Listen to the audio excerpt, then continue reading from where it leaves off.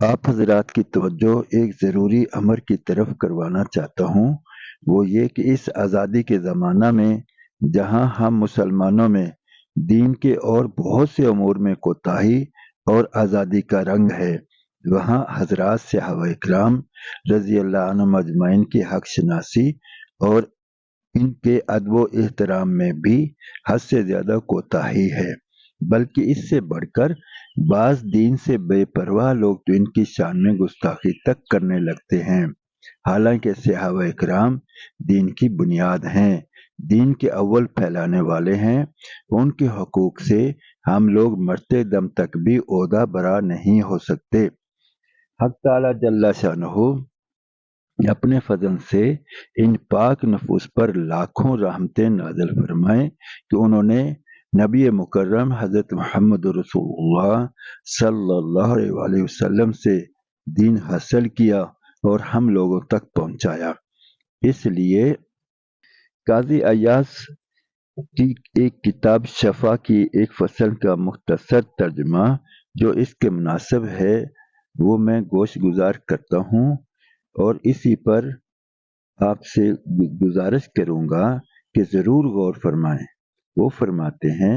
نبی مکرم صلی اللہ علیہ وسلم ہی کے اعزاز و اکرام میں داخل ہے کہ نبی مکرم صلی اللہ علیہ وسلم کے صحابہ کا اعزاز و اکرام کرنا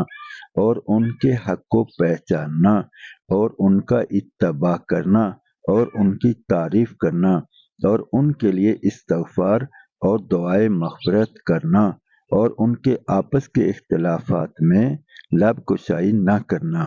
مورخین بدعتی اور جاہل راویوں کی ان خبروں سے اعراض کرنا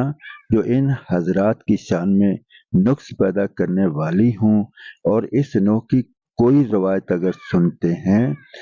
تو اس کی کوئی اچھی تعویل کریں اور کوئی اچھا محمل تجویز کریں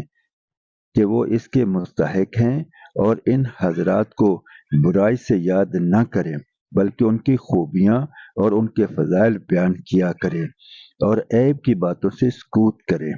جیسا کہ نبی مکرم صلی اللہ علیہ وسلم کا ارشاد ہے، جب میرے صحابہ کا ذکر یعنی برا ذکر سنو تو سکوت کیا کرو، اور صحابہ رضی اللہ عنہم اجمعین کے فضائل قرآن شریف اور احادیث مبارکہ میں بکثرت آئے ہیں۔ حق تعالی جل شانہ کا ارشاد ہے جس کا ترجمہ ہے کہ محمد صلی اللہ علیہ وسلم اللہ کے رسول ہیں اور جو لوگ آپ کے ساتھ ہیں وہ کافروں کے مقابلہ میں سخت ہیں اور آپس میں مہربان، اور اے مخاطب تو ان کو دیکھے گا کبھی رکوع کرنے والے ہیں کبھی سجدہ کرنے والے ہیں اور اللہ کے فضل اور رضامندی کی جستجو میں لگے ہوئے ہیں، ان کی ابدیت کے آثار باوجہ تاثیر ان کے سجدوں کے ان کے چہروں پر نمایاں ہیں۔ یہ ان کے اوصاف توریت میں بھی ہیں اور انجیل میں بھی۔ ان کی یہ مثال ذکر کی گئی ہے جیسے کھیتی کہ اس نے اول اپنی سوئی نکالی، پھر اس نے اپنی سوئی کو قوی کیا یعنی وہ کھیتی موٹی ہوئی، پھر وہ کھیتی اور موٹی ہوئی، پھر اپنے تنا پر سیدھی کھڑی ہوئی کہ کسانوں کو بھلی معلوم ہونے لگے۔ اسی طرح صحابہ کرام میں اول ذوف تھا، پھر روزانہ قوت بڑھتی گئی،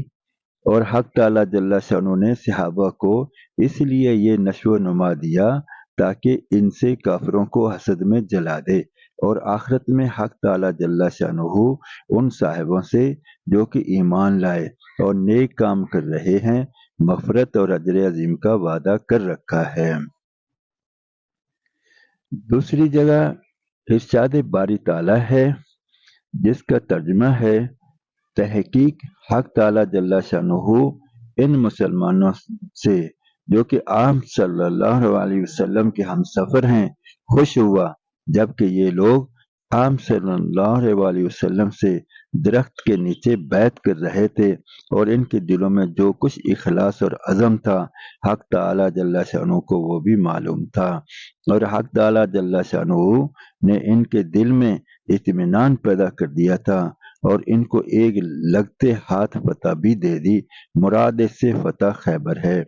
جو اس کے قریب ہی ہوئی، اور بہت سی غنیمتیں بھی دیں۔ حق تعالیٰ جل شانہ بڑا زبردست حکمت والا ہے۔ یہ ہی وہ بیت ہے جس کو بیت الشجرہ کہا جاتا ہے۔ صحابہ رضی اللہ عنہم کے بارے میں خداوند تعالیٰ کا ایک اور جگہ ارشاد ہے، ترجمہ ہے، ان مومنین میں ایسے لوگ ہیں کہ انہوں نے جس بات کا اللہ سے عہد کیا تھا اسے سچا کر دکھایا۔ پھر ان میں سے بعض تو ایسے ہیں جو اپنی نظر پوری کر چکے یعنی شہید ہو چکے، اور بعض ان میں اس کے منتظر اور مشتاق ہیں یعنی ابھی شہید نہیں ہوئے اور اپنے ارادہ میں کوئی تغیر اور تدبر نہیں کیا۔ ایک جگہ ارشاد باری تعالیٰ ہے جس کا ترجمہ ہے، اور جو مہاجرین اور انصار ایمان لانے میں سب امت سے مقدم ہیں، اور جتنے لوگ اخلاص کے ساتھ ان کے پیروں ہیں، حق تعالیٰ جل شانہ ان سب سے راضی ہوا اور وہ سب اللہ سے راضی ہوئے، اور حق تعالیٰ جل شانہ نے ان کے لیے ایسے باغ تیار کر رکھے ہیں جن کے نیچے نہریں جاری ہوں گی، جن میں وہ ہمیشہ ہمیشہ رہیں گے، اور یہ بڑی کامیابی ہے۔ ان آیات میں حق تعالیٰ جل شانہ نے صحابہ اکرام کی تعریف اور ان سے خوشنودی کا اظہار فرمایا ہے۔ اسی طرح احادیث میں بھی بہت کثرت سے فضائل ہوئے ہیں۔ نبی مکرم صلی اللہ علیہ وسلم کا ارشاد ہے کہ میرے بعد ابو بکر اور عمر کا اقتداء کیا کرو۔ ایک حدیث میں ارشاد فرمایا، میرے صحابہ ستاروں کی مانند ہیں،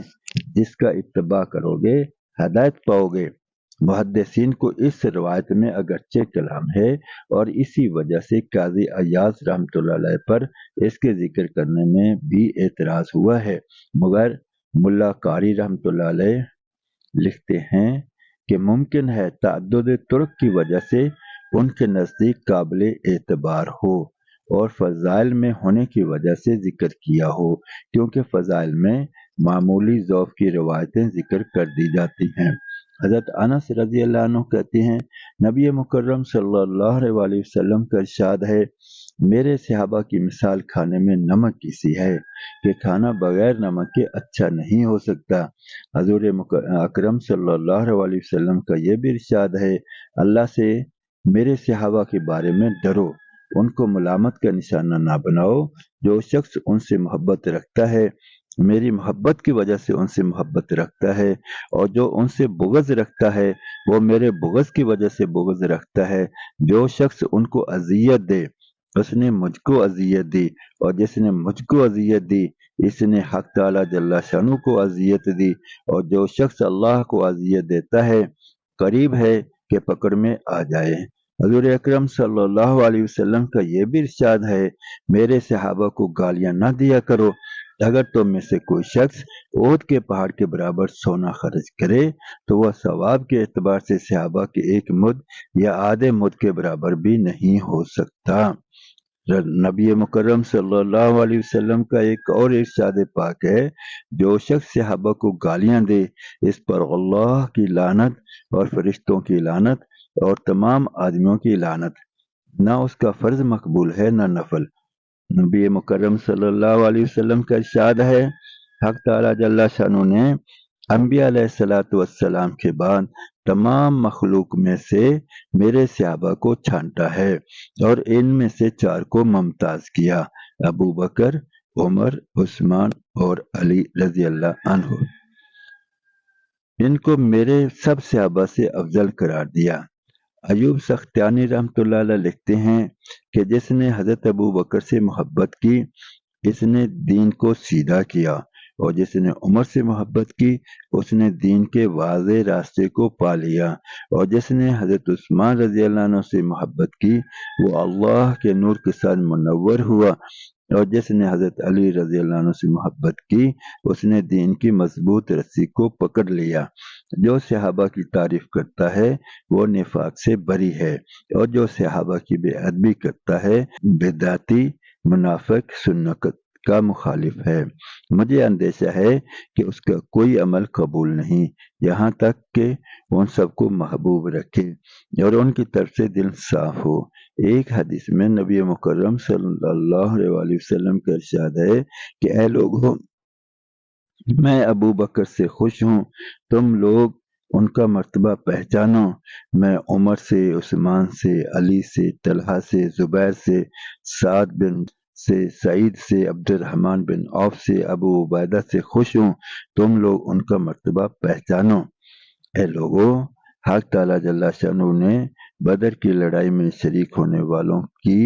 اور حدیبیہ کی لڑائی میں شریک ہونے والوں کی مغفرت کر دی۔ تم میرے صحابہ کے بارے میں میری رعایت کیا کرو، اور ان لوگوں کے بارے میں جن کی بیٹیاں میرے نکاح میں ہیں یا میری بیٹیاں ان کے نکاح میں ہیں، ایسا نہ ہو کہ یہ لوگ قیامت میں تم سے کسی قسم کے ظلم کا مطالبہ کریں کہ وہ معاف نہیں کیا جائے گا۔ ایک جگہ ارشاد ہے کہ میرے صحابہ اور میرے دامادوں میں میری رعایت کیا کرو، کہ جو شخص ان کے بارے میں میری رعایت کرے گا، حق تعالیٰ جل شانہ دنیا اور آخرت میں اس کی حفاظت کریں گے، اور جو ان کے بارے میں میری رعایت نہ کرے گا، حق تعالیٰ جل شانہ اس سے بری ہیں، اور جس سے حق تعالیٰ جل شانہ بری ہیں، کیا بعید ہے کہ کسی گرفت میں آ جائے۔